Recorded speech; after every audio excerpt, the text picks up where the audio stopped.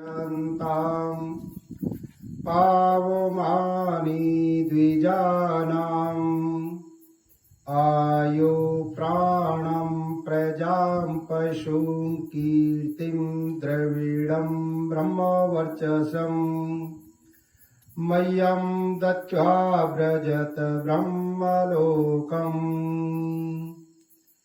ॐ त्र्यम्बकं यजामहे सुगन्धिं पुष्टिवर्धनम् उर्वारुकमिव वन्दनां मृत्युर्मोक्षीयमामृतात्।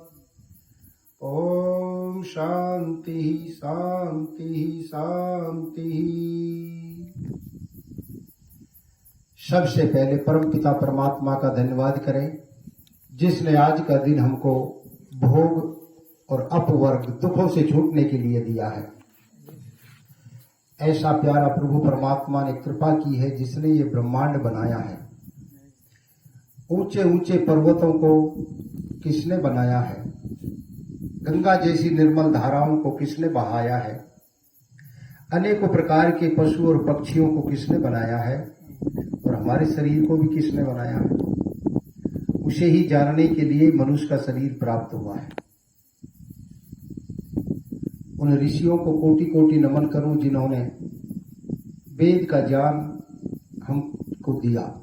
संपूर्ण मनुष्यों को ली 1,96,08,53,124 वर्ष पूर्व मनुष्य पैदा हुआ। युवा अवस्था में हुआ, स्त्री और पुरुषों के रूप में हुआ।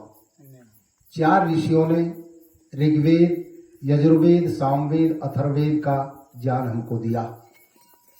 ऋग्वेद ज्ञान का विषय है, पहला ज्ञान है। व्यक्ति को ज्ञान होगा तभी वो कर्म कर पाएगा। दूसरा विषय है कर्म का विषय यजुर्वेद। तीसरा विषय है भक्ति का। हमने ज्ञान पूर्वक कर्म किया, कर्म सफल हो गया, परमात्मा का धन्यवाद करना चाहिए। और चौथा है अथर्ववेद। ये सारा संसार परमात्मा ने जो बनाया है ये जड़ है, इसका प्रयोग हम करें वैज्ञानिक तरीके से, विस्तार से। परमात्मा ने पहाड़ बना दिया, हम पत्थर तोड़ तोड़ कर लाए, छोटे छोटे टुकड़े करके हमने मकान बनाया। परमात्मा ने वृक्ष बनाए, हमने काट के दरवाजे चढ़ाए। परमात्मा ने कपास बनाया, हमने कपड़ा बनाया।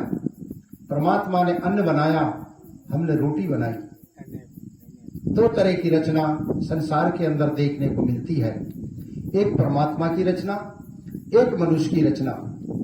परमात्मा की रचना में से साधनों को लेकर मनुष्य कैसी रचना करे कि उसे सुख की प्राप्ति हो। अभी ये माइक है, मैं आवाज धीरे बोल रहा हूं, दूर तक जा रही है। बिजली कहीं बन रही है पानी से, और तार के द्वारा पंखा कहीं चल रहा है।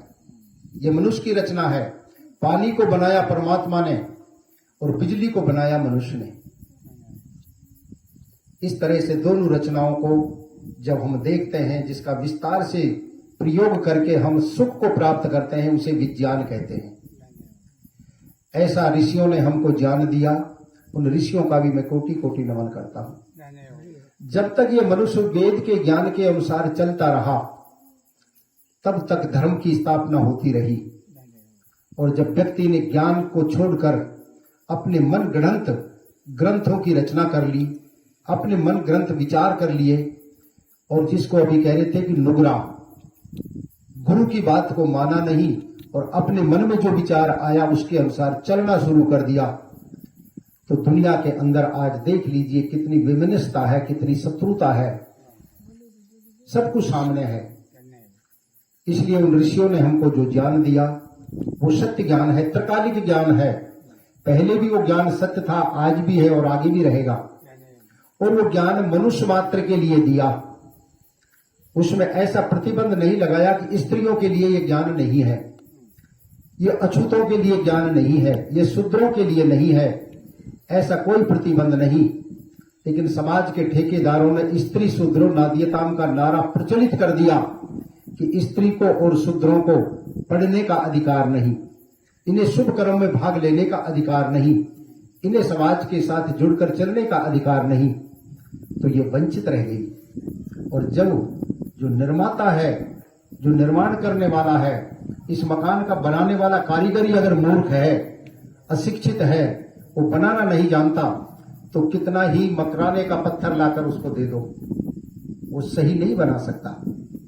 इसलिए माताओं को ज्ञानवान बनाने के लिए महर्षि दयानंद ने, जिसका मूल शंकर नाम था, टंकारा में जन्म हुआ। 14 वर्ष की अवस्था में यजुर्वेद, जो दूसरा वेद कर्मकांड का वेद था, उसको याद कर लिया और अपने पिता की आज्ञा के अनुसार, जैसे राम पिता की आज्ञा के अनुसार वन को गए, अपने पिता की आज्ञा के अनुसार शिव मंदिर में गए और पिताजी ने बताया कि सच्चे शिव के दर्शन होंगे, ईश्वर के दर्शन होंगे। वो जागता रहा और सच्चे शिव के दर्शन तो नहीं हुए। एक कौतूहल हुआ, एक चमत्कार हुआ। एक छोटा सा चूहा, जिसे ऊंदरा कहते हैं आपकी भाषा में, वो आया, शिव के लगे हुए भोग को खाने लगा, उसके ऊपर मलमूत्र त्यागने लगा। उसने देखा कि पिताजी कहते थे कि ये सच्चा शिव है और इसके दर्शन होंगे। आज तो इसके दर्शन हुए नहीं, ये तो अपने ऊपर से चूहे को दूर नहीं कर सकता। उस रात्रि को ही उसे ज्ञान हुआ। उसी ज्ञान पर्व को आर्य समाज के प्रवर्तक महर्षि दयानंद ने जाना और उस ज्ञान को वेद के माध्यम से जनाया कि सच्चा शिव क्या है। उसी ज्ञान पर्व को मनाने के लिए देश के प्रधानमंत्री नरेंद्र मोदी ने 12 फरवरी 2023 को लाखों आर्यों का एक सम्मेलन किया दिल्ली के अंदर, और स्वीकार करते हुए कि ऐसा शिव भक्त, ऐसा राष्ट्र भक्त, ऐसा वेद भक्त, ऐसा गौ भक्त, ऐसा माताओं का सम्मान करने वाला, जिसको राष्ट्र के प्रति समर्पित करते हुए और एक नाम दिया ज्ञान ज्योति पर्व। और ये ज्ञान ज्योति पर्व पूरे विश्व में मनाया जा रहा है। हम भी उसी ज्ञान को जाने, जिस ज्ञान को गुरु बिरजानंद की आज्ञा के अनुसार महर्षि दयानंद ने जन जन तक पहुंचाने के लिए नारा दिया, वेदों की ओर लौटो। उसी ज्ञान की थोड़ी सी चर्चा करूंगा। ऋग्वेद का पहला मंत्र है, अग्नि मीडे पुरोहितम यजस्य देव मृतिजम होतारम रतम धात्मम। सबसे पहले वो अग्नि परमात्मा का नाम है, जो सारे संसार को प्रकाशित करता है, जो सारे संसार से आगे है, और जो उसके साथ जुड़ जाता है वो भी आगे बढ़ जाता है। एक अग्नि परमात्मा है जो सारे विश्व में व्यापक है, हमारे अंदर भी है, बाहर भी है, ऊपर भी है, नीचे भी है, सब जगह वो परमात्मा रूपी अग्नि हमारे पास है। और दूसरी अग्नि भौतिक अग्नि है, जिससे हम खाना बनाते हैं, जिससे ये माइक चल रहा है, जिससे ये मोबाइल चल रहा है, ये गाड़ी चलती है। पेट्रोल डीजल रूपी अग्नि है, उसमें आग कितनी जल्दी लगती है, दिखने में तो पानी जैसा है, लेकिन वो अग्नि है। इसमें जो बिजली है वो भी एक अग्नि है। और एक अग्नि है आकाश में जो चमकती है बहुत बड़ी बरसात के दिनों में लकीर के रूप में, वो भी एक अग्नि है। और एक अग्नि हमारे पेट के अंदर जो भोजन करते हैं उसको पचाती है, उसमें से रस को निकाल लेती है और बाकी अवशिष्ट पदार्थ को निकाल देती है बाहर। ये 4 प्रकार की अग्नि प्यारे प्रभु परमात्मा के वेद के ज्ञान के द्वारा हमको प्राप्त होती है, जानकारी होती है। ये अग्नि जो हमारे अंदर जल रही है, ये श्रेष्ठ है तो हमारा शरीर स्वस्थ है।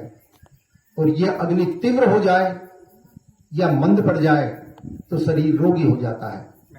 मंद पड़ जाएगा तो कफ की मात्रा शरीर में अधिक हो जाएगी, और तीव्र हो जाएगी तो गर्मी की मात्रा अधिक हो जाएगी।